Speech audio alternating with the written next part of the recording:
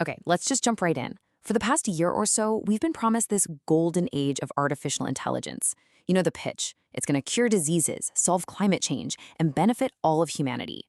But here's the thing. Behind the scenes, the very same companies making those promises are spending millions and millions of dollars to tear down the laws designed to protect us.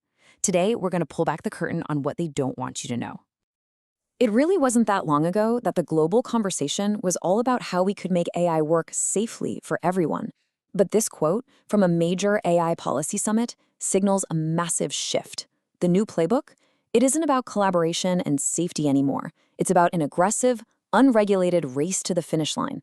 And it sends a clear message. Any concern you have for safety is just hand-wringing. And look, this isn't some far-off sci-fi future we're talking about.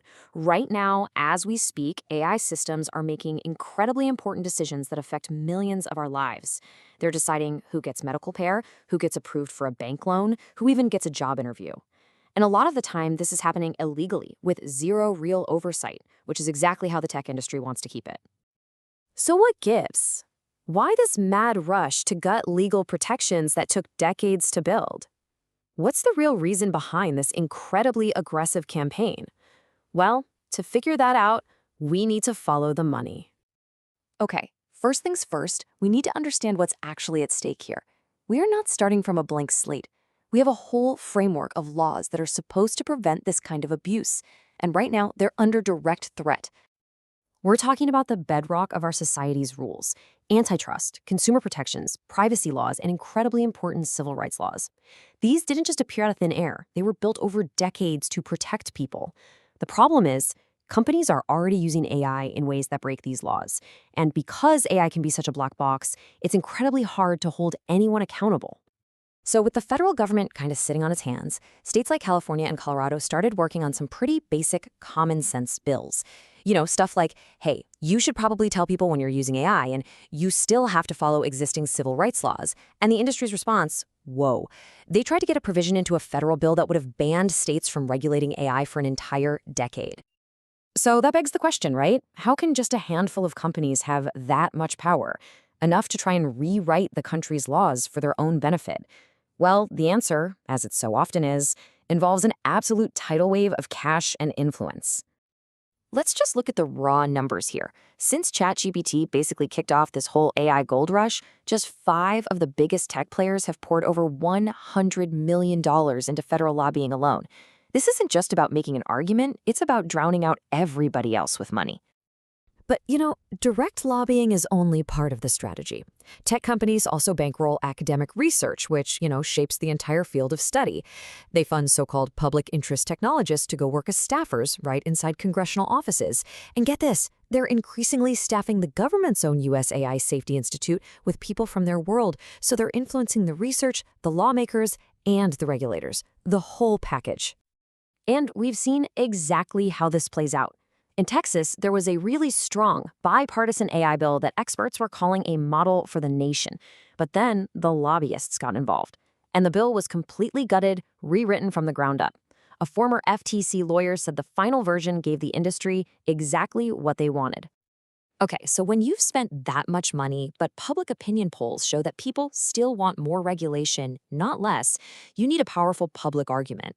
And the one they've settled on is a classic: national security. The argument you hear all the time goes like this: if the US passes regulations, it will slow down innovation and allow China to win the AI race. There's just one massive problem with that argument. It's not true.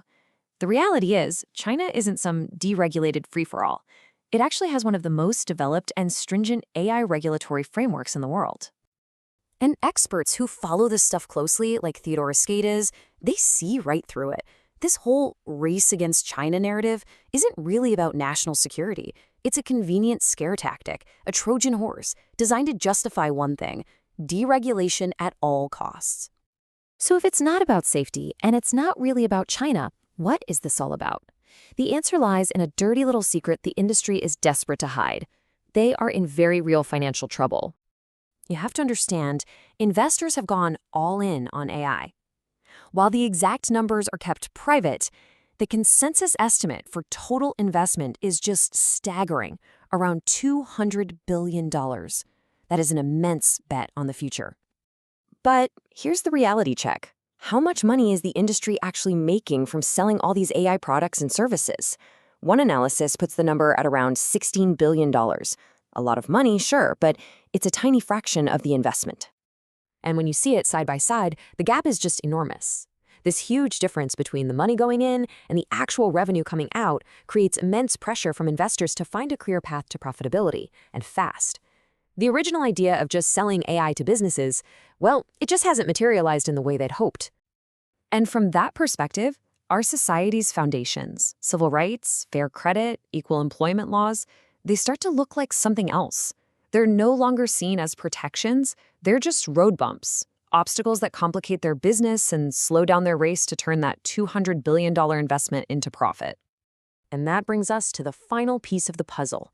When a company spends hundreds of billions on a product with no clear path to profitability, they start to create their own reality, starting with redefining the ultimate goal itself. You've definitely heard the term AGI, or Artificial General Intelligence. It's presented as this godlike technology that will change everything. OpenAI's official charter defines it as a system that can outperform humans at most economically valuable work. Sounds impressive and aspirational, right? But buried in the investment contract between Microsoft and OpenAI is a very different definition. In the actual legal language, a system is considered AGI once it has generated $100 billion in profits. Let that sink in. The grand goal of AGI isn't a technological breakthrough, it's a financial one. And suddenly, everything just clicks. The $100 million in lobbying, the push to ban states from making rules, the policy capture, the China scare tactics, it's all part of a rational business strategy. The goal is to eliminate any and all road bumps that might slow their path to that $100 billion profit target. So when you hear these companies talk about curing cancer or benefiting humanity, remember the real contractual aim. It's to build the most profitable, business-friendly, and potentially worker-crushing technology in history. Which leaves us with a final question to consider. In this relentless, unregulated race for $100 billion in profit, when they promise a future that will benefit all humanity, you have to ask yourself, who exactly are they planning on leaving out?